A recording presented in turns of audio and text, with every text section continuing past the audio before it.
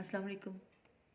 آج کا جو میں نے موضوع چنا ہے وہ بھی سبزی ہے، بہت پیاری اور خوش ذائقہ اور خوش رنگ خاص طور پہ سبزی ہے جو اس کے بارے میں آج میں آپ کو بتاؤں گی۔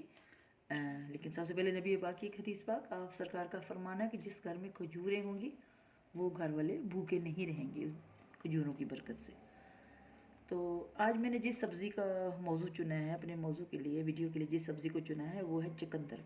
اس کو ہم زیادہ تر بطور سلاد استعمال کرتے ہیں، اور لیکن بعض علاقوں میں اس کو گوشت میں ڈال کر بھی پکایا جاتا ہے، جو کہ بہت لذیذ سالن بنتا ہے اس سے۔ چقندر شلغم کی ایک قسم ہے، یہ مطلب شلغم کا جو قبیلہ اس سے تعلق رکھتی ہے۔ اگر مزاج کی بات کریں تو یہ گرم تر ہوتی ہے، ایک خوش ذائقہ سبزی ہے۔ یہ دنیا کے اکثر ممالک میں کھائی جاتی ہے۔ یورپ میں اس سے چینی بھی تیار کی جاتی ہے، یعنی شکر بھی تیار کی جاتی ہے۔ چقندر میں شکر اور وٹامن بی اور سی پائے جاتے ہیں۔ یہ مقوی با بھی ہوتی ہے۔ اس کی طبیعت جو کہ گرم تر ہے، اس لیے انسان کو بہت فائدہ دیتی ہے۔ یہ خون کو بڑھاتی ہے، تو اس مقصد کے لیے آپ ایک چقندر کا جوس نکال کر روزانہ پئیں تو خون کی ڈیفیشنسی ختم ہو جائے گی۔ جوڑوں کے درد میں یہ بہت اکثیر ہے۔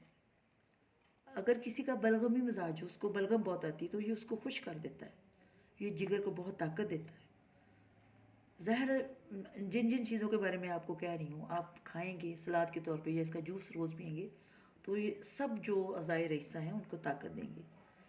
جگر کو یہ بہت طاقت دیتا ہے، اور ہمارے دماغ کو اگر سرد ہو جائے، یعنی کہ نزلہ زکام میں پھنسا رہے، تو یہ ہمارے دماغ کو جو متعلقہ اس کو ہیٹ چاہیے ہوتی گرمی، وہ اس کو پہنچائے گا، جس سے ہم جو سرد جو امراض ہیں، جس میں لکوہ ہو گیا، فالج ہو گیا، جو اعصابی امراض ہیں، ریشہ ہو گیا، راشا ہو گیا، اس طرح کی جو بھی امراض ہیں ان سے ہم لوگ بچ سکتے ہیں صرف چقندر استعمال کر کے۔ ظاہر اگر آپ کی طبیعت اس طرح کی ہے تو آپ چقندر استعمال کریں۔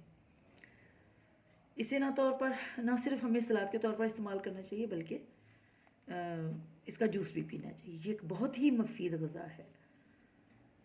بہت سے عوارض اور فوائد کے علاوہ انسان کے خون میں اضافہ کرنے کا بھی یہ باعث بنتی ہے، اور اس کے علاوہ ہماری جو بہت سی پوشیدہ بیماریاں ہیں ان کو یہ ختم کرتی ہے، اور کئی جو اس کے جو فوائد ہیں وہ جب ہم کھائیں گے تو اس وقت ہمیں ملیں گے۔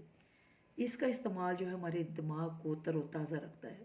اگر اس کے علاوہ کسی کی باڈی پہ کوئی ورم نمودار ہو گئے ہیں، سوجن پڑی ہوئی ہے، تو ان کو دور کرنے میں قدرتی طور پر اس چقندر میں یہ صلاحیت وافر مقدار میں پائی جاتی ہے کہ ہماری باڈی سے وہ ورم ہٹا دیتی ہے، ان کو ریموو کر دیتی ہے، اور خاص طور پہ اس کو خون میں اضافے کے لیے ہمیں استعمال کرنا چاہیے۔